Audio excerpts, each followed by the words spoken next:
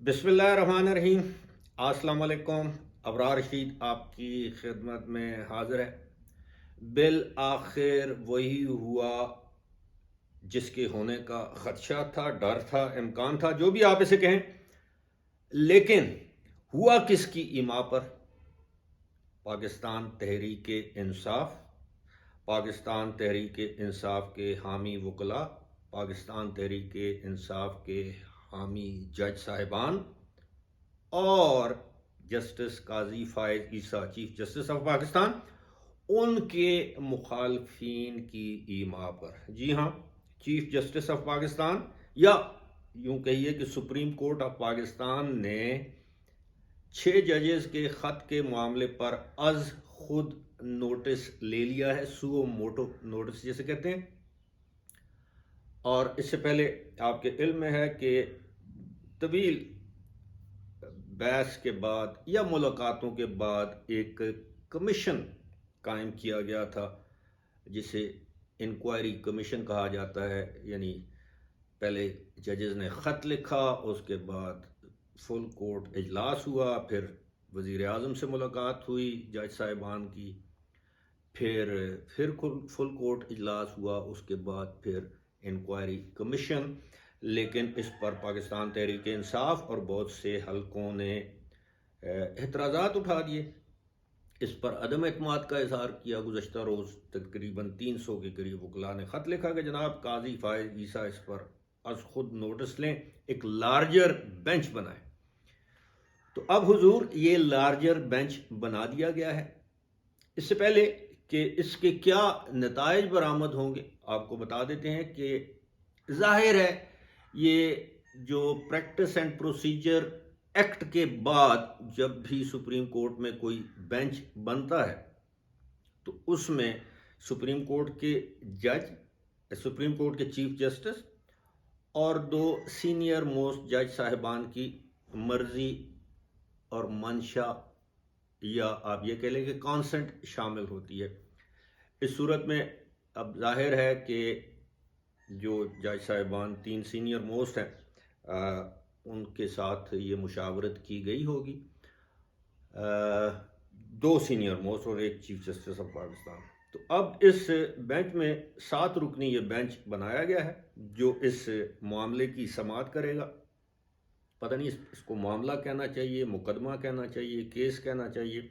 बहरहाल इन इल्ज़ामात की समाअत करेगा कि इस बेंच में जो लोग शामिल हैं उसमें chief justice Qazi Faez Isa, justice Mansoor Ali Shah, justice Yahya Afridi, justice Athar Minallah, justice Musarrat Hilali और जस्टिस नईम अख्तर अफगान इसमें शामिल हैं। ये 7 रुकनी बेंच है। पता नहीं मैं किसी एक जज साहब का नाम भूल तो नहीं गया। बहरहाल अब सूरत हाल ये है कि इस बेंच में ज़ाहिर है समाअत होगी।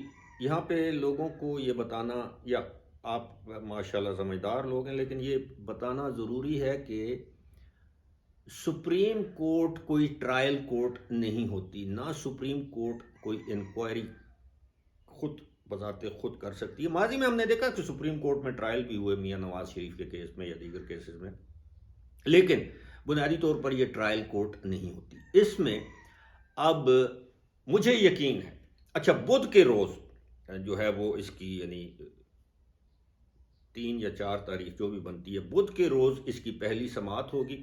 और मुझे यकीन है, और होना भी ऐसा चाहिए, कि इसकी बराह रास्त समाअत हो, यानी लाइव ट्रांसमिशन इसकी हो, जिस तरह माजी में मुख्तलिफ केसेस सुप्रीम कोर्ट में लाइव ब्रॉडकास्ट या टेलीकास्ट किए जाते थे।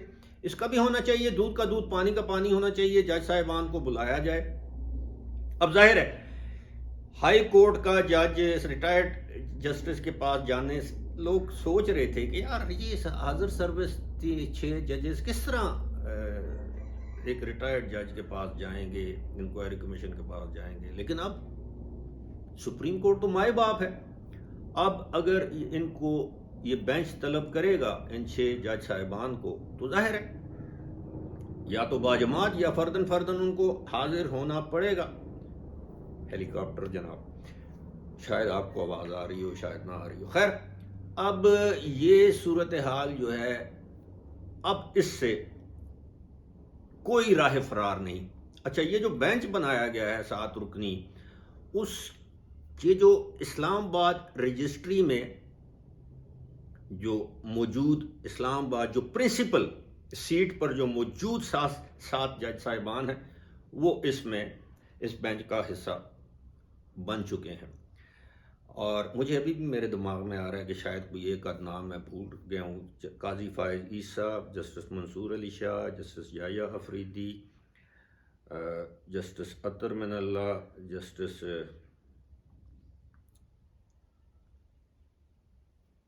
مسرت ہلالی، جسٹس افغان اور نعیم اختر افغان، اور پتہ نہیں کوئی ایک آدھ جج جلن جی معاف کیجئے گا، کوئی ایک آدھ نام اگر رہ گئے۔ بہرحال یہ 7 رکنی بینچ ہے۔ اب اس میں کیا ہوگا؟ اب ظاہر ہے جس طرح میں نے بتایا ہے، لیکن اب اس پر یہی اعتراض آ سکتا ہے نا کہ جناب زیادہ بڑا بینچ بنانا چاہیے، تو 15 جج ہیں تو 15 کا فل کورٹ بھی بن سکتا ہے، لیکن بنایا نہیں جائے گا، کیونکہ پھر اگر اپیل ہوتی ہے تو پھر وہ لارجر بینچ کے پاس جاتی ہے۔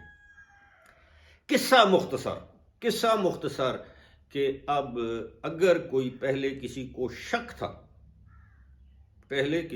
اگر کوئی شک تھا، شک کی گنجائش تھی، اچھا جی اس میں ساری وہ نام یاد آ گیا، جسٹس جمال خان مندوخیل، جی ہاں۔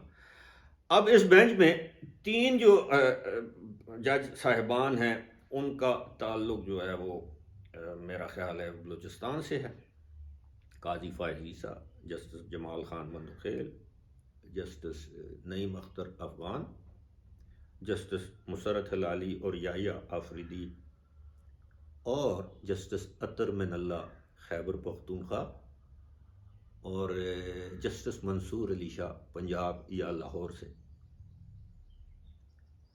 تو اس کے بعد جناب یہ صورتحال میں جو بات کر رہا تھا، بات دوسری طرف چلی گئی۔ اب یہ ہے کہ جی کسی کے پاس کوئی شک اور شبے کی گنجائش نہیں رہنی چاہیے کہ اب بہترین انصاف ہونے جا رہا ہے۔ اب چلائیں ججز کے حق میں ریلیاں نکالیں، اور ان ریلیوں کو پھر عمران خان کو رہا کرو ریلی بنائیں، آپ ہائی کورٹ میں کنونشن کریں، جو مرضی ہے کریں۔ اب اگر پہلے کسی پاس کوئی بہانہ تھا، کوئی فرار کا راستہ تھا کسی کے پاس بھی، تو اب وہ راستے مسدود ہوتے جا رہے ہیں، اور اگر یہ کارروائی لائیو ہوئی، کسی نے اعتراض نہ کیا، تو لگ پتہ جائے گا اور آ مزہ جائے گا۔ فی الحال مجھے دیجیے اجازت، خدا حافظ۔